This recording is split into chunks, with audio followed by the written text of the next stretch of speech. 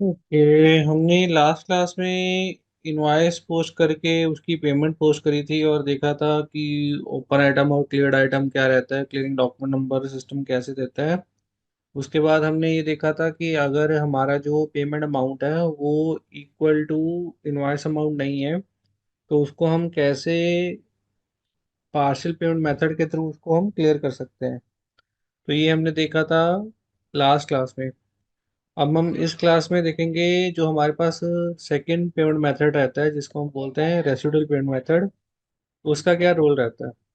तो नाम से जैसे क्लियर है, रेसिडुअल पेमेंट मतलब कि जो भी बच गया, जो भी रेसिडुअल अमाउंट है, जो भी रिमेनिंग अमाउंट है, तो उतने अमाउंट का सिस्टम क्या करेगा, एक ओपन आइटम क्रिएट कर देगा और जो आपका ओरिजिनल इनवॉइस है और जो आपका पेमेंट अमाउंट का जो लाइन आइटम है, सिस्टम दोनों को क्लियर कर देगा। जैसे कि एग्जांपल के तौर में अगर मेरे पास 1000 की इनवॉइस है, उस 1000 की इनवॉइस के अगेंस्ट मैंने 700 की पेमेंट कर दी, तो कितना रेजिडुअल अमाउंट हुआ, इसमें 300 का रेजिडुअल अमाउंट हुआ। अब सिस्टम क्या करेगा, सिस्टम 300 की तो एक ओपन आइटम क्रिएट कर देगा, बट 1000 और 700 की जो हमने पेमेंट लाइन आइटम है दोनों को क्लियर कर देगा। तो वो कैसे करेगा वो देखेंगे हम रेजिडुअल पेमेंट मेथड में। तो यहाँ पे रेजिडुअल पेमेंट मेथड को चेक करने के लिए हम सिस्टम में जाएंगे और एक इनवॉइस क्रिएट करेंगे। F B L one N में जाएंगे, F B L one N, जिससे हम वेंडर की लाइन आइटम को चेक करते हैं। और कंपनी कोड है हमारा 9090। इसमें चेक करेंगे कोई ओपन आइटम तो नहीं है हमारे पास वेंडर के लिए। रेंज दे देते हैं हम 1 to all की और एग्जीक्यूट करते हैं। तो हमारे पास इस कंपनी कोड में वेंडर के अगेंस्ट कोई भी ओपन आइटम नहीं है। तो ओपन आइटम को क्रिएट करने के लिए हम जाएंगे F-43 में, डेट आज की डाल देते हैं। उसके बाद 9090 कंपनी कोड, और वेंडर जो है इस कंपनी कोड में डिस्प्ले कर लेते हैं। 9090 में ये है 9051 करके वेंडर। और इनवॉइस अमाउंट हम यहाँ पे दे देते हैं 20,000। तो यहाँ पे टेक्स्ट में आ जाएगा परचेज इनवॉइस। 40 आपकी होगी पोस्टिंग की, जीएल की, कंजम्पशन जीएल ले लेते हैं। अमाउंट जो रहेगा 20,000 सेकेंड लाइन आइटम के लिए, और टेक्स्ट प्लस एंटर, एग्जीक्यूट और सेव। अब हम जाएंगे लाइन आइटम में, और यहाँ पे 9051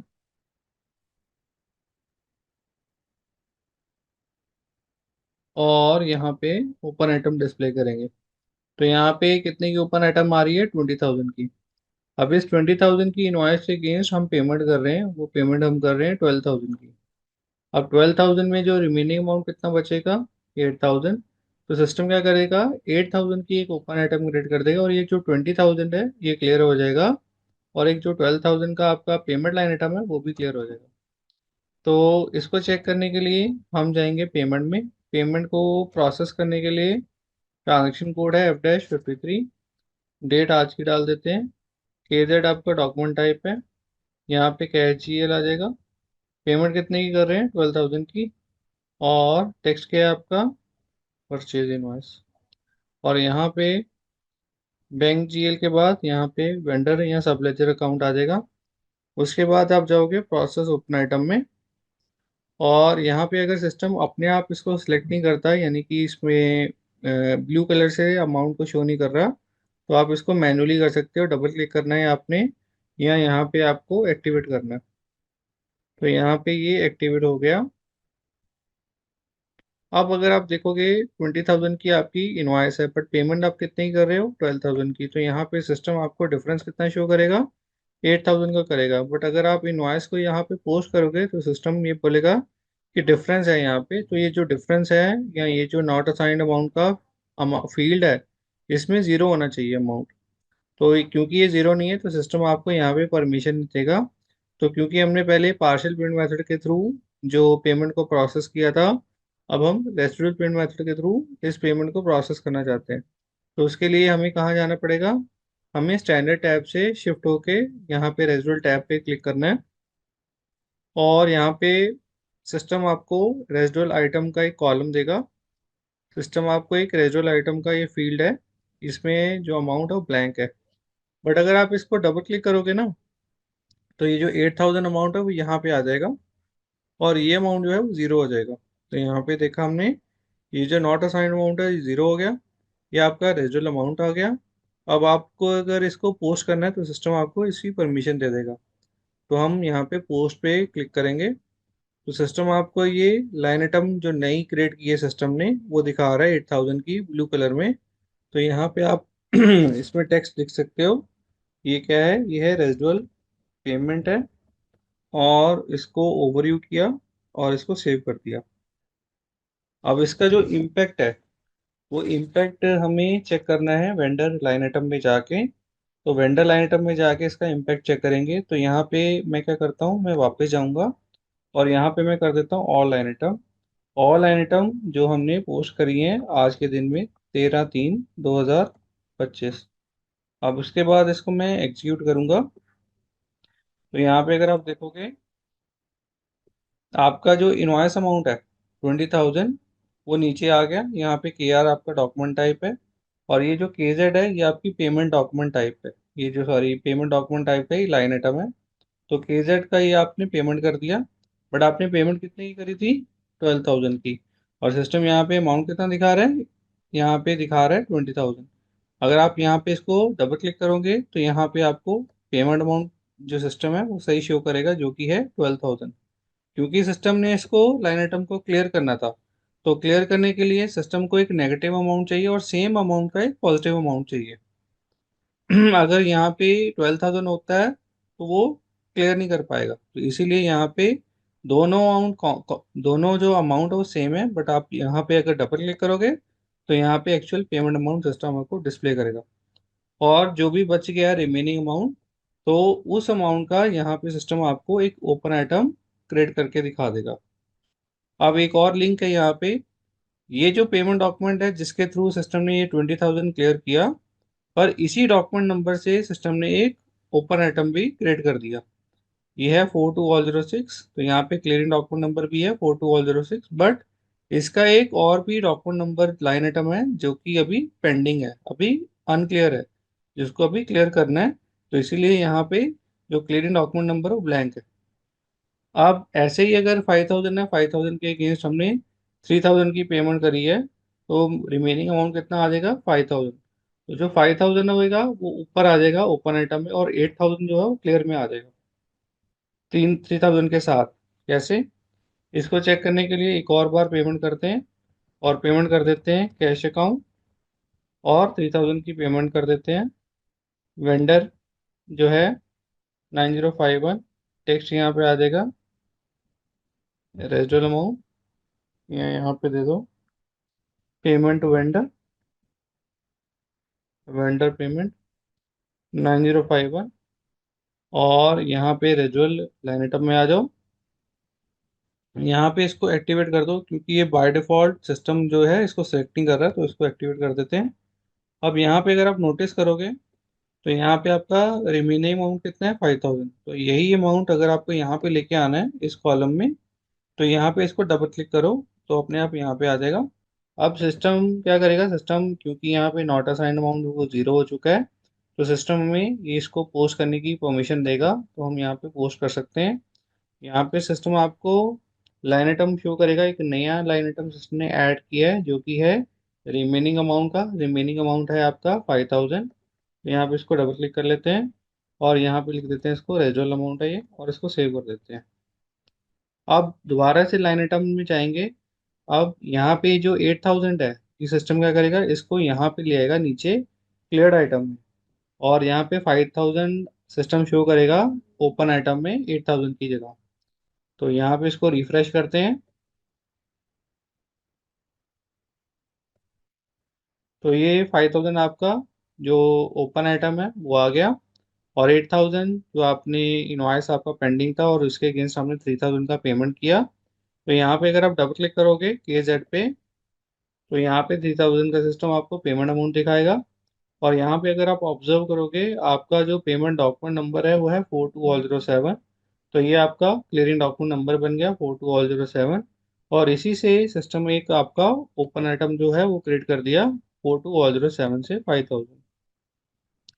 तो ये जो डिफरेंस है ये है आपका पार्शियल पेमेंट मेथड और रेजिडुअल पेमेंट मेथड का। और इसका इम्पैक्ट हम कहाँ पे देखते हैं? इसका इम्पैक्ट हम देखेंगे वेंडर लाइन आइटम में। तो एक और डिफरेंस है इसके अलावा जो हमने अभी डिस्कस किया, ये डिफरेंस है क्लियरिंग डॉक्यूमेंट का। तो यहाँ पे पार्शियल पेमेंट मेथड में हमने देखा है, जो पहला वाला पेमेंट मेथड था, तो उस केस में क्लियरिंग डॉक्यूमेंट नंबर आपको कब मिलता है? जब आप फुल पेमेंट कर देते हो। फुल पेमेंट कितनी? जितनी आपकी इनवॉइस अमाउंट है। फॉर एग्जाम्पल इनवॉइस अमाउंट अगर आपका 1000 है और आपने जो टोटल पेमेंट करी है चाहे वो पास्ट में करी है, बट अगर उसका सम जो है वो उतना ही बन जाता है जो कि आपका इनवॉइस अमाउंट है, तो उस केस में आपको clearing document number system provide करता है। बट रेजिडुअल पेमेंट मेथड ऐसा नहीं है। रेजिडुअल पेमेंट मेथड में क्या होता है कि आप पेमेंट करते जा रहे हो, आपको साथ के साथ क्लियरिंग डॉक्यूमेंट नंबर मिलता जा रहा है। अब जैसे ये 5000 का अमाउंट है, 5000 में अगर मैं 1000 की पेमेंट कर दूंगा तो मेरा बैलेंस अमाउंट कितना रह जाएगा? 4000। बट मेरे को 1000 का जो मैंने पेमेंट किया उसका क्लियरिंग डॉक्यूमेंट नंबर सिस्टम दे देगा, वो होगा 42008 करके। तो ये दो डिफरेंसेस हैं अगर हम दोनों को कंपेयर करते हैं, पार्शियल पेमेंट मेथड को और रेसिडुअल पेमेंट मेथड को। इंटरव्यू में काफी बार पूछा जाता है दोनों में डिफरेंस क्या है, तो वो हमें पता होना चाहिए दोनों में डिफरेंस क्या है। अब उसके बाद आपका आ गया हाउस बैंक। अभी तक हमने जितनी भी पेमेंट करी थी वो करी थी कैश अकाउंट से। बट अगर रिक्वायरमेंट ये है कि हमें हाउस बैंक के थ्रू, यानी कि हमें बैंक के थ्रू पेमेंट करनी है, तो बैंक के थ्रू या तो बैंक ट्रांसफर करना है या चेक से पेमेंट करनी है। अगर चेक से पेमेंट करनी है तो वो चेक नंबर हमें सिस्टम में प्रिंट करना है। तो उस केस में हमें क्या करना पड़ेगा? हमें एसएपी सिस्टम में एक हाउस बैंक को क्रिएट करना पड़ेगा। तो ये हाउस बैंक क्या होता है? हाउस बैंक कोई भी बैंक और उसकी ब्रांच को हम बोलते हैं हाउस बैंक। जैसे कि सेंट्रल सऊदी बैंक हो गया, या सऊदी इंटरनेशनल बैंक हो गया, या अगर हम ग्लोबल बैंक की बात कर लेते हैं, सिटी बैंक हो गया, या डॉयशे बैंक हो गया, या बैंक ऑफ अमेरिका हो गया। तो ये जो बैंक है इनको हम बोलते हैं हाउस बैंक, और इनकी जितनी भी ब्रांचेज हैं उन ब्रांचेज को भी हम हाउस बैंक ही बोलते हैं।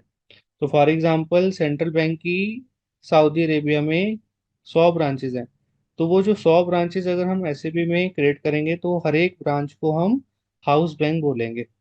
तो हाउस बैंक को क्रिएट करने के लिए सिस्टम में हमें क्या चाहिए? सिस्टम में हमें दो इंफॉर्मेशन जो है वो मेंटेन करनी होती है हाउस बैंक के लिए। एक तो उस बैंक का कंट्री क्या है, दूसरा उस बैंक की जो एक आईडी होती है जिसको हम बोलते हैं आईएफएससी कोड, या राउटिंग नंबर, या उसका जो बैंक ब्रांच आईडी होता है, तो वो जो है उसको हम मेंटेन करते हैं सिस्टम में। और जब आप हाउस बैंक को क्रिएट करोगे तो उसके अंडर आपके पास काफ़ी सारे अकाउंट हो सकते हैं। आपके पास सिंगल अकाउंट भी हो सकता है, आपके पास मल्टीपल अकाउंट भी हो सकते हैं। तो फॉर एग्जांपल हमारे पास सेंट्रल बैंक एक हाउस बैंक है। अब उस सेंट्रल बैंक के अंडर हमारे पास काफ़ी सारे बैंक अकाउंट्स हैं। जैसे कि वो बैंक अकाउंट हो सकता है डिस्बर्समेंट का, सेविंग का, या करंट अकाउंट का, या आपका क्रेडिट लिमिट का, या बिजनेस लिमिट का। तो इन सारे अकाउंट्स को हम बोलते हैं अकाउंट आईडी या बैंक अकाउंट। तो वो जो बैंक अकाउंट होते हैं उनके साथ आप क्या करते हो? उनके साथ आप जीएल को अटैच करते हो। तो जैसे ही आप कोई भी हाउस बैंक या उसके अकाउंट को यूज़ किया तो सिस्टम क्या करता है बैकएंड में? उस जीएल को डेबिट या क्रेडिट कर लेता है अगर आपने कोई इनकमिंग या आउटगोइंग पेमेंट प्रोसेस करी है। अब हाउस बैंक को हम सिस्टम में जब क्रिएट करना चाहते हैं तो उसके लिए हमारे पास क्या होना चाहिए? उसके लिए हमारे पास बैंक जीएल होना चाहिए। तो बैंक जीएल आपका कैश वाला भी चल जाएगा, बट अगर आपको एक और सेपरेट जीएल बनाना है तो वो भी आप बना सकते हो। तो उस जीएल को बनाने के लिए आप कहाँ जाओगे? जीएल को बनाने के लिए आप master data, GL master data में जाओगे, और उसका जो ट्रांजेक्शन कोड है वो है FS00। तो यहाँ पे हमें ऑलरेडी हमारे पास जो है वो कैश जीएल है, और ये कैश जीएल है हमारे पास। अब इस कैश जीएल के रेफरेंस से हम एक बैंक जीएल भी बना लेते हैं, और बैंक जीएल का नंबर दे देते हैं 200 101। यहाँ पे हम रेफरेंस किसका ले लेंगे? यहाँ पे हम रेफरेंस ले लेंगे 200 100 का, जो ऑलरेडी हमने क्रिएट किया हुआ है।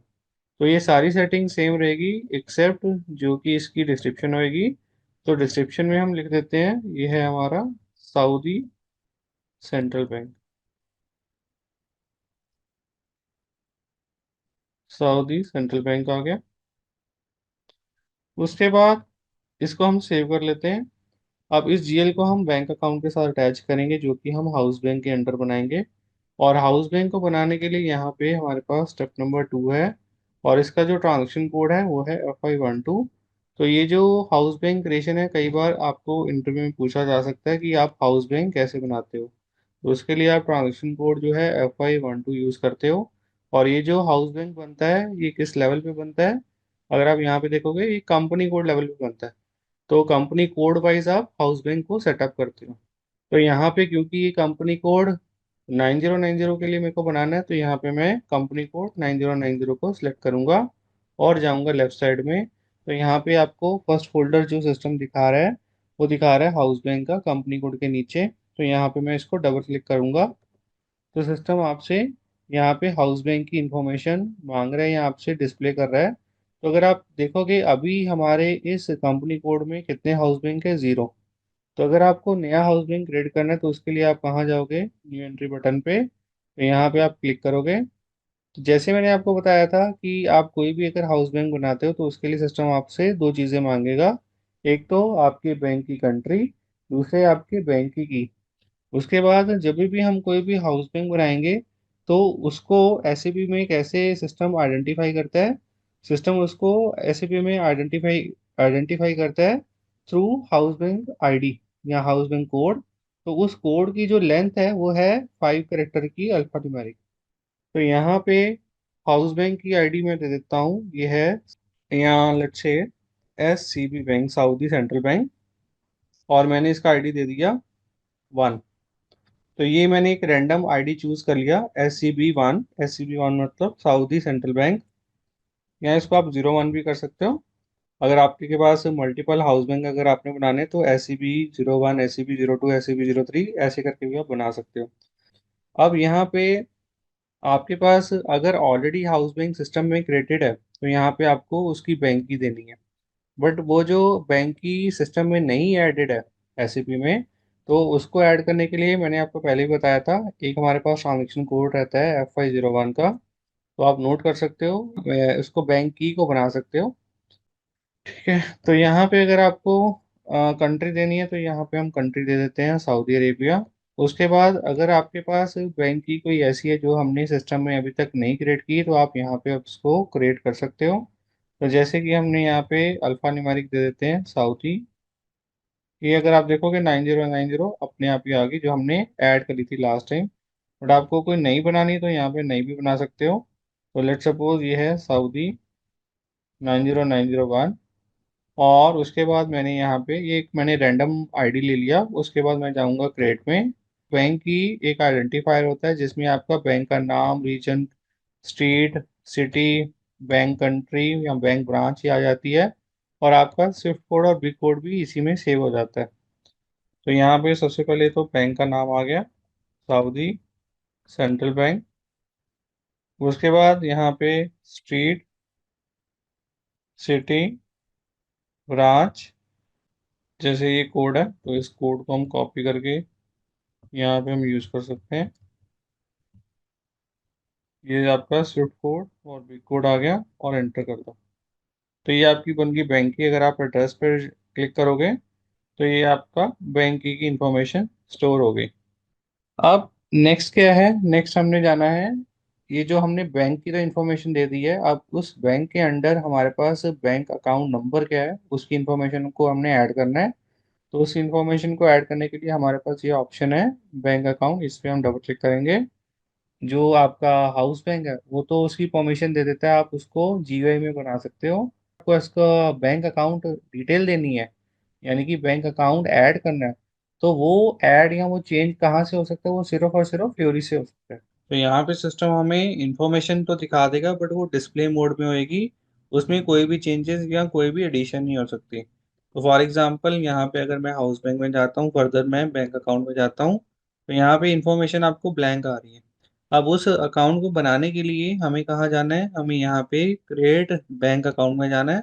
तो सिस्टम आपको एक फ्योरी ऐप में ले जाएगा। तो यहाँ पे आपका फ्योरी जो ब्राउज़र है वो ओपन हो जाएगा, और यहाँ पे आपको आईडी डालना है आपका फ्योरी का, और सिस्टम आपको इस पेज पे ले आएगा। एसएपी फ्योरी का ये पेज है जिसमें हमने नया बैंक अकाउंट ऐड करना है। अब बैंक अकाउंट ऐड करने के लिए यहाँ पे बैंक अकाउंट ओपनिंग डेट हमने डालनी है। तो बैंक अकाउंट ओपनिंग डेट हम डाल देते हैं 1 मार्च। अब उसके बाद हम जाएंगे यहाँ पे नीचे कंपनी कोड में, तो हमारा कंपनी का कोड है 9090। उसके बाद यहाँ पे अकाउंट होल्डर ये है हमारा अमेजोन सऊदी लिमिटेड। उसके बाद बैंक की कंट्री, बैंक की जो हमने दी थी सऊदी 9090।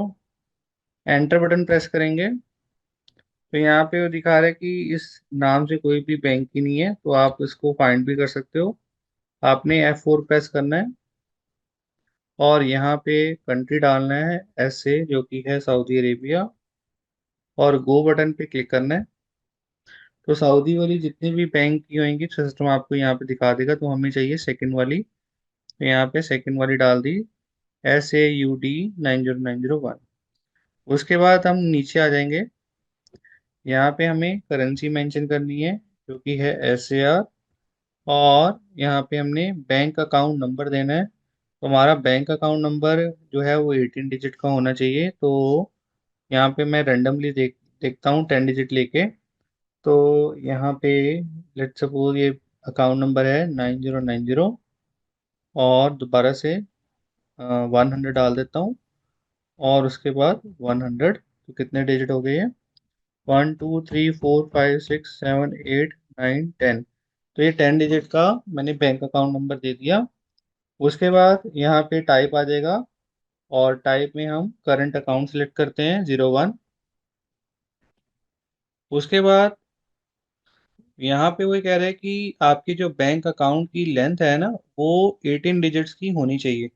तो सिस्टम ये इंस्ट्रक्शन कहाँ से ले रहा है, ये इंस्ट्रक्शन कंट्री सेटिंग हम करते हैं वहां से ले रहा है।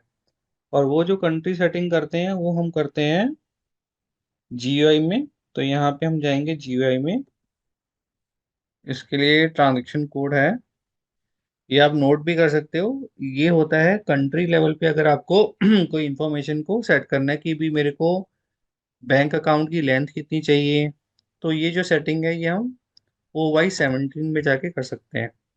तो यहाँ पे वो कह रहे हैं कि field check for the country and reason.